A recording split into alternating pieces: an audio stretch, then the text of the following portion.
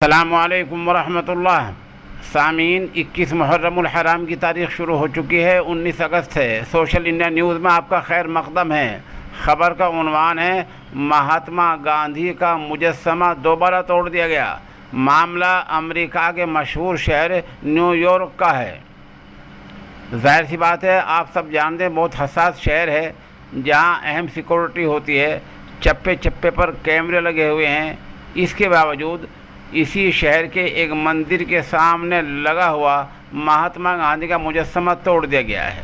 इस मामले का एक पहलू ये है कि कुछ दिन पहले भी इसी मुजस्समे को तोड़ा गया था और अब फिर तोड़ा गया है।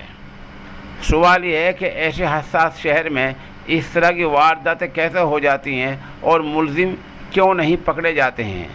हमारी सरकार ने इस बारे में क्या कहा, अभी तक कोई बयान सामने नहीं आया है।